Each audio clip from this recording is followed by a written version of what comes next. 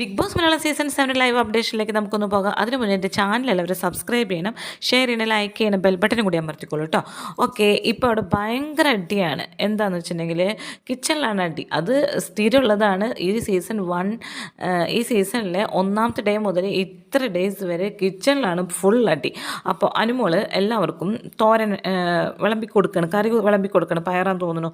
എല്ലാവർക്കും വിളമ്പി കൊടുക്കണം, എല്ലാവരും പ്ലേറ്റും വെച്ച് എല്ലാവർക്കും വിളമ്പി കൊടുക്കുന്നുണ്ട്. ബാക്കി കുറച്ച് കറി നീക്കി വെക്കുന്നുണ്ട്. ചോറ് ബാക്കിയുണ്ട്, എല്ലാവർക്കും വേണ്ടത്ര ചോറ് ഇട്ട് കൊടുത്തിട്ടുണ്ട്.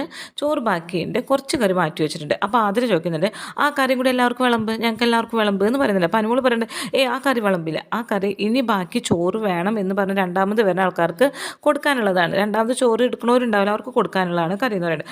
അപ്പോൾ പറയുന്നുണ്ട്, അതിലെ പറയുന്നത് രണ്ടാമത് ചോറ് എടുക്കുന്നവർക്ക് അവരെ കറി മിച്ചം വെച്ചോട്ടെ, പക്ഷേ ഉള്ള കറി എല്ലാവർക്കും വിളമ്പ്.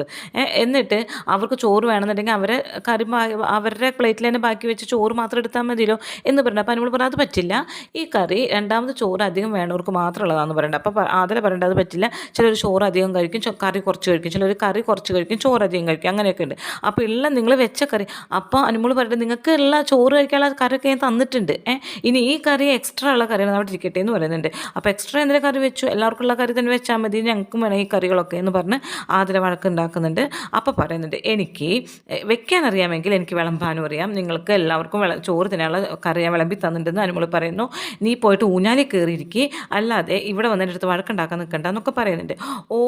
അപ്പോൾ ആതിര പറയും, ഇന്നത്തെ കണ്ടന്റ് ആയിരിക്കില്ല, ഇന്ന് പോകാനുള്ള കണ്ടന്റ് ആയിരിക്കില്ല, ഇത് പ്രേക്ഷകർക്ക് ഇഷ്ടമുള്ള കണ്ടന്റ് ആയിരിക്കും അല്ലേ, അനുമോൾ അതൊക്കെ കണക്കൂട്ടിയിട്ടാണല്ലേ ഇതൊക്കെ ഉണ്ടാക്കുന്നതെന്ന് പറയുന്നുണ്ട്. അപ്പോൾ അക്ബർ വന്നിട്ട് ചോറ് പൊന്തിച്ച് നോക്കുന്നത്, ചോറ് കൂടുതലാണല്ലോ അനുമോൾ, ഇന്നലെ നീ ലാലേട്ടൻ്റെ മുന്നിൽ എന്താ പറഞ്ഞത്, ഇവർക്ക് വെക്കാനറിയില്ല, എനിക്ക് കൃത്യമായി വെക്കാനറിയാം, ചോറ് ബാക്കി വരില്ല, ഇത് നോക്കി ഇത്രയും ചോറ് ബാക്കി വന്നിരിക്കുന്നു എന്നൊക്കെ പറഞ്ഞാൽ ലാലേട്ടൻ്റെ മുന്നിൽ കാണിച്ചു കൊടുത്ത് ഷോ കാണിച്ചതല്ലേ, ഇതിപ്പോൾ എന്താ നീ വെച്ചിട്ട് അളവ് അറിയില്ല, നിനക്ക് ചോറ് കൂടുതലാണല്ലോ, നന്നായി കൂടുതൽ വന്നിട്ടുണ്ടല്ലോ എന്ന് പറയുന്നുണ്ട്.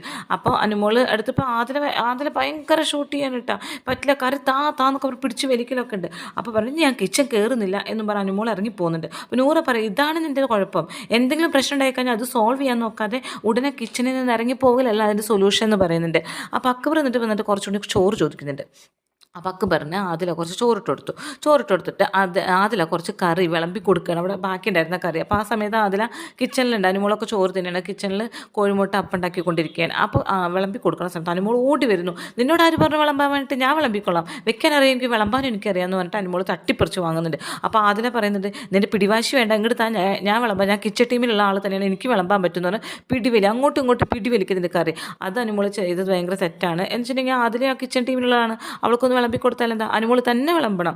അപ്പോൾ കറി കുറച്ച് പോകുന്നുണ്ട്, അങ്ങനെ ഭയങ്കര അടി. സാബുമാന് കറി കൊടുക്കാതിരുന്നു, എല്ലാവർക്കും കറി കൊടുത്തു, ഭയങ്കര